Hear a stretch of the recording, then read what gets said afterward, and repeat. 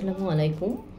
আজকে আমি আপনাদের সাথে আলোচনা করব যে প্রস্রাবে ইনফেকশন হলে কি শুধুমাত্র প্রস্রাবে জ্বালাপোড়া করবে?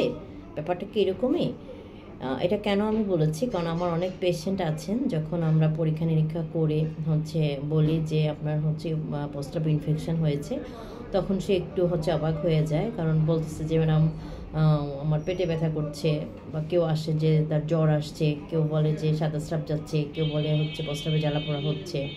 তো বিভিন্ন জনে বিভিন্ন সমস্যা নিয়ে আসে। যে প্রস্রাবে ইনফেকশন তার মানে প্রস্রাবে জ্বালাপোড়া হবে, এটা হয়তো ওনারা মানতে চায়, বাট অনেকেই বলে যে পেটে ব্যথা হয়েছে, তাহলে প্রস্রাবে ইনফেকশনের সাথে সম্পর্ক কী? হ্যাঁ, প্রস্রাবে ইনফেকশন মানে যে শুধুমাত্র প্রস্রাবে জ্বালাপোড়া হবে সেটা না। প্রস্রাবে ইনফেকশনের কারণে অনেকগুলো সমস্যা হতে পারে, যেমন অবশ্যই প্রস্রাবে জ্বালা, কিন্তু এই সমস্যাটা কিন্তু এক রোগীরই যে সবগুলো হবে তা না। এক এক রোগী এক এক রকমের সিমটম নিয়ে আমাদের কাছে আসতে পারে।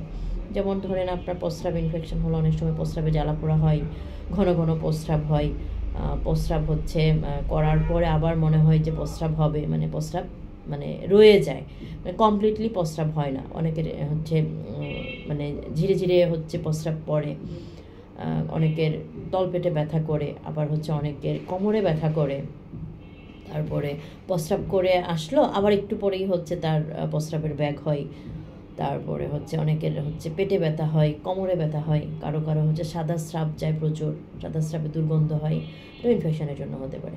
আবার দেখা যায় যে অনেকের প্রস্রাব ইনফেকশনের জন্য কিন্তু মাথাও ঘোরাতে পারে, বমি বমি ভাব লাগতে পারে, জ্বর আসতে পারে।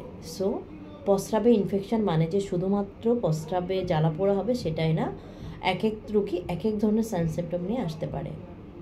সো কোনো সমস্যাকে অবহেলা করার কোনো সুযোগ নেই। ধন্যবাদ সবাইকে।